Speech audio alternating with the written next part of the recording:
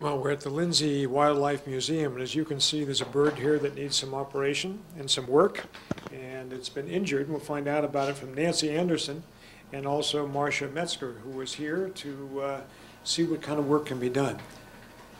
What is the problem with this bird? Actually, don't know what we're going to do. Just a second, we definitely have an eye injury of some sort. So we'll start out with that and then kind of go from there. What we are going to do is take one step that direction, because we're going to go out. Just to warn you. Typically in a day, how many animals do you work with? In the summertime, probably for new intakes, we usually have about 50 brand new intakes, so not including the animals that we already have here in the hospital, which can range from 100 to 150 or so. Yeah, I've been reading about the fact that some of these birds have been flying into windmills over in East Bay. Is that right? Some of these guys and fly into cars, hit power lines, high tension lines, things like that. Yeah, we definitely have a little bit of everything. Okay, I'm going to get out of your way because I know this bird needs some attention. Okay. And Dr. Nancy here, she's going to go, which side do you want, right or left? Okay, so she's going to go ahead and take a look at his head and then take a look in his eyes. Okay. See what we can do. You can kind of describe to us what's going on here. Okay, so Nancy actually will do the description. Okay, so the eye actually on the right side looks like the pupil is normal. You can actually see that he's still pretty pink, so while he's lost some blood, it's probably not absolutely horrible at this point.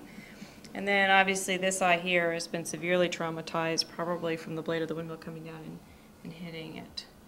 And what we're really concerned about is this is a hunting bird, and he needs to have two eyes to be able to catch his prey, to have depth perception, to be able to catch his prey. So what I'm going to do now is we're going to turn the lights out, and I'm going to look in the back of his eyes to make sure that the impact to his head didn't detach his retina in his good eye. And then we'll see what we can see in his bad eye. Has this bird been tranquilized? No, he's just kind of out of it from being hit on the head by the windmill. Although he could still grab with his feet, so. Now this kind of thing, so many birds you work on every year. All kinds of animals come in here, is that right? Right, yeah, we do everything. We're a general facility, so we do birds of prey, so everything from big girls like this, which is a red-tailed hawk. They're actually a juvenile red-tailed still. We'll do golden eagles, and then we'll do all the way down to the little teeny tiny guys like bewick's wrens and warblers, and baby Anna's hummingbirds are probably the smallest bird that we do. We also do reptiles and amphibians, so we do salamanders and tree frogs and our little western toads that come in sometimes, and we also do mammals. Okay.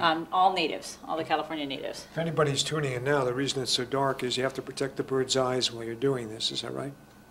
I'm looking to the back of his eye, so just like when you go to the doctor's office and have an eye looked at, they turn the lights off and they look in the back of your eye. That's exactly what I'm doing to dilate the pupils. Okay. And what were you seeing in there?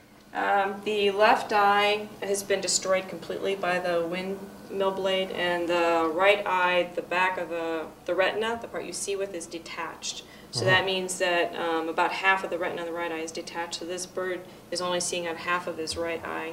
And that's not going to be enough in the future for this guy to be able to hunt into the future. And we can't do eye transplants. So since he's not going to be able to be successful, unfortunately for this guy, we're probably going to have to put him to sleep.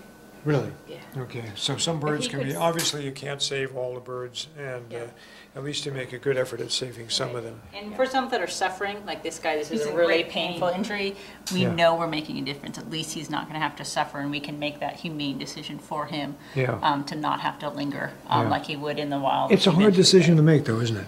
It's hard. It's not the fun part, you know, of my job, but I know that when I'm making that decision, it's the best interest of the bird. I want to put a bird back into the wild, or a mammal, or the toad, or whatever I'm working on.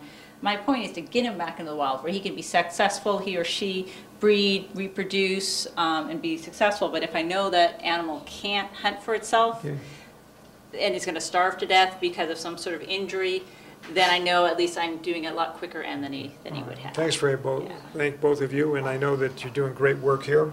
We're at the Lindsay Wildlife Museum. You can see they have a regular medical room here, doing what they can to save every animal they possibly can.